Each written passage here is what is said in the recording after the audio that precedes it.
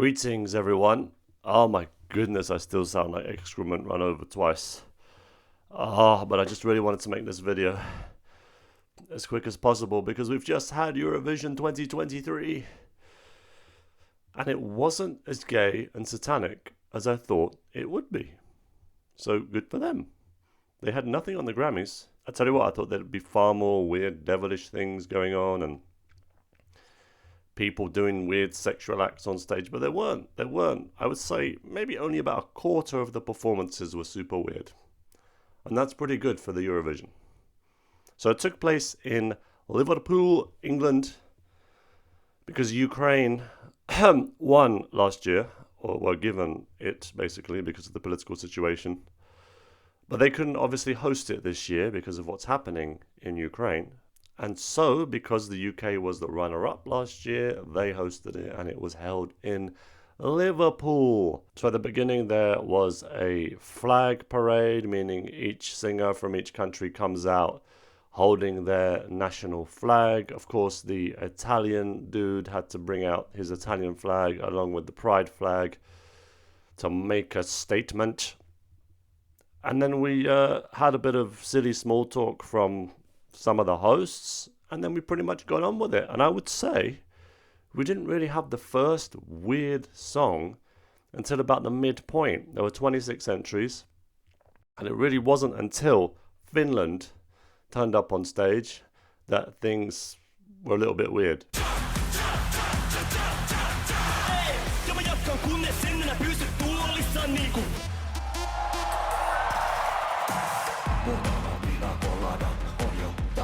Look at him there, he looks like a gay matador. Then a few songs later, another weirdo turned up. It was the guy from Belgium and his backup singers. Here he is.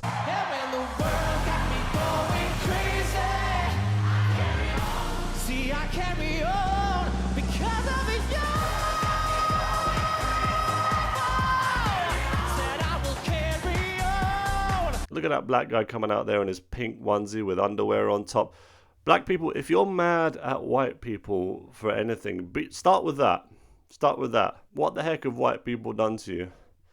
What the heck have they done? Black people never used to be like that. Black people must be watching that thinking, we were never like this. What the heck is going on? Why is he dancing around in a pink onesie? We never used to do this. What? How dare they do this to us? Shocking. I would be mad. Furious if I was black. Anyway, this one from Moldova was kind of weird as well.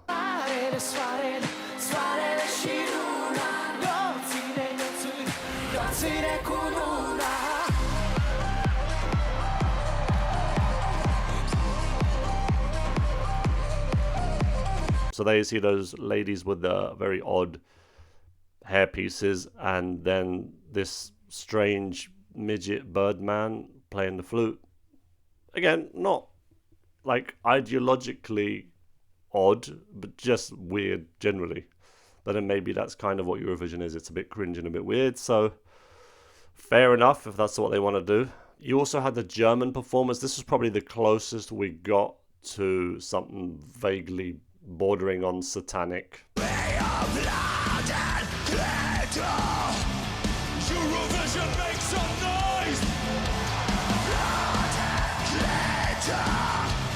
But it was just, some typical like devilish rock music. It was a bit weird that that singer had a pair of wings on, and I think he was wearing high heels as well, or at least one high heel. And then I think to top the show off, the penultimate act that was just really weird was this from Croatia. It reminded me a little bit of the Ukrainian person. What was his name? Verda Serduchko or something like that. It was just a completely weird thing. This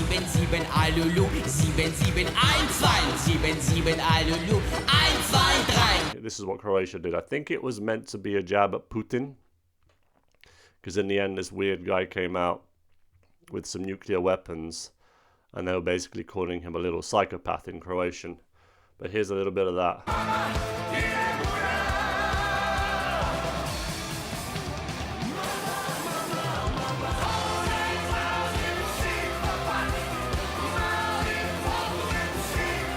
But yeah, as I said, generally on the whole, not as shocking as I thought. The Eurovision has changed the way they do things that makes it a little bit less fun to watch. I mean, most people in the past would watch it just out of fun to have a laugh.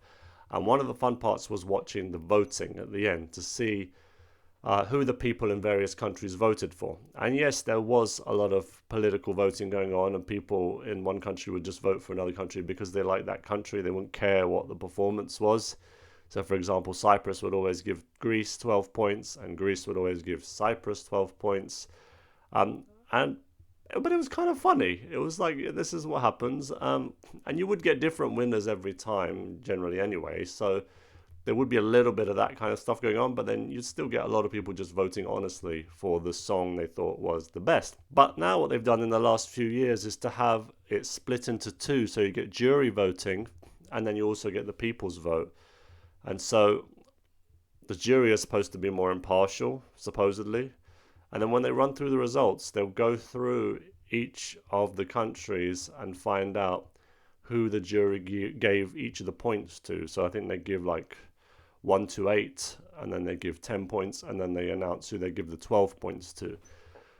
And then afterwards, after they've done all the jury stuff, they then just add to each country the points of the people. So for example, they'll start with the bottom country and say, how many extra points do you get from all the other countries who are voting?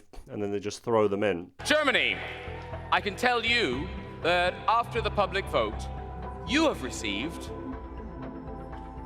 15 points.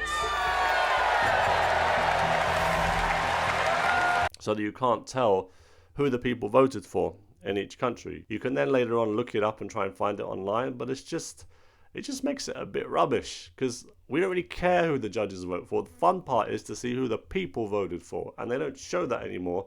Maybe because they're afraid people got mad every time they would see Cyprus give Greece 12 points or Germany give Turkey 12 points. I think Turkey were in it sometimes. I can't remember now. But anyway, the overall winner ended up being Sweden for this performance.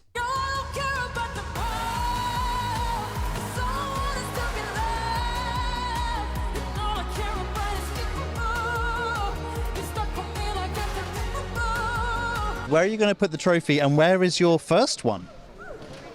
Well, it's in my living room, I think. Some people online were already suggesting that that was fixed because next year is ABBA's 50th year anniversary, and so they basically wanted Sweden to host the Eurovision. I don't know, I don't care. It wasn't great, it was cringe. I watched it so you didn't have to, and that's my brief mini little review of it.